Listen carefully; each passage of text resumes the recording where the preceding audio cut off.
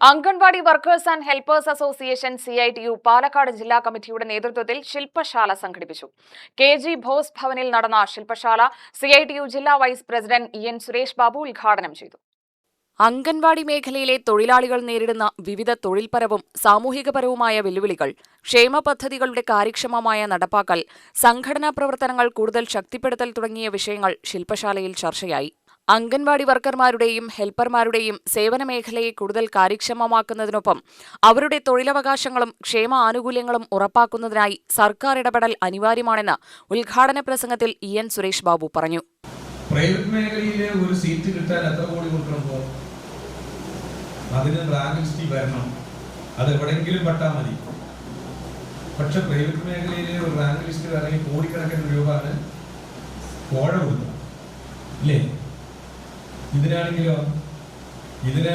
നമുക്ക് റാങ്ക് ലിസ്റ്റിൽ വന്ന് മെറിറ്റിന്റെ അടിസ്ഥാനത്തിൽ സീറ്റ് കിട്ടിയാൽ ഇങ്ങടിക്ക് പൈസ തന്നിട്ടാണ് നമ്മളെ പഠിപ്പിക്കുന്നത്. എവിടേക്ക് സ്റ്റൈപ്പൻഡ് ഇങ്ങോട്ട് തന്നിട്ടാണ്.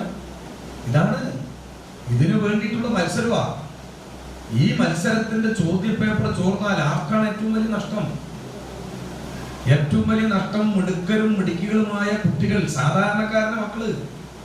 ഇന്നിപ്പോ ഡോക്ടർ, എഞ്ചിനീയർ ആകുക എന്ന് പറയുന്നത് നമ്മുടെ എല്ലാവരുടെ വീട്ടിലും ഇല്ലേ? പഴയതുപോലെയാണോ? പണ്ടത്തെ പോലെ ടീച്ചർമാരുടെ വീട്ടിലെ മക്കള് അല്ലെങ്കിൽ കുറച്ചുകൂടി സാമ്പത്തിക ശേഷിയുള്ളവരുടെ മക്കളെന്നൊന്നുമില്ല. ഇന്ന് എന്റെ മൂലിക്കുന്ന അംഗൻവാടി ടീച്ചർമാരുടെ ഹെൽപ്പർമാരുടെയും വീട്ടിലെ മക്കള് MBBS പഠിക്കുന്നവരുണ്ട് അന്തസ്സായിട്ട്. അപ്പൊ അതെങ്ങനെ വന്നത്?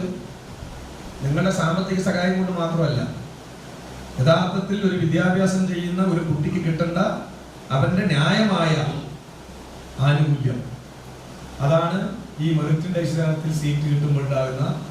ഇതിനെ തകിടം മറിച്ചു ഈ സർക്കാർ. അസോസിയേഷൻ ജില്ലാ പ്രസിഡന്റ് A തങ്കമണി അധ്യക്ഷയായി. സംഘടനയുടെ പ്രവർത്തനങ്ങൾ കൂടുതൽ വിപുലപ്പെടുത്തുന്നതിനും അംഗങ്ങൾക്കിടയിൽ ഐക്യവും സംഘടനാബോധവും ശക്തിപ്പെടുത്തുന്നതിനുമുള്ള പ്രവർത്തനങ്ങൾക്ക് ശില്പശാലയിൽ പ്രാധാന്യം നൽകി. സംസ്ഥാന കമ്മിറ്റി അംഗം SB രാജു, ജില്ലാ secretary V Sarala, joint secretary Ushakumari എന്നിവർ വിവിധ വിഷയങ്ങളിൽ സംസാരിച്ചു. ജില്ലാ ട്രഷറർ K ഓമന സ്വാഗതം ആശംസിച്ചു. ജില്ലാ ജോയിന്റ് സെക്രട്ടറി ഷെരീബ നന്ദി രേഖപ്പെടുത്തി.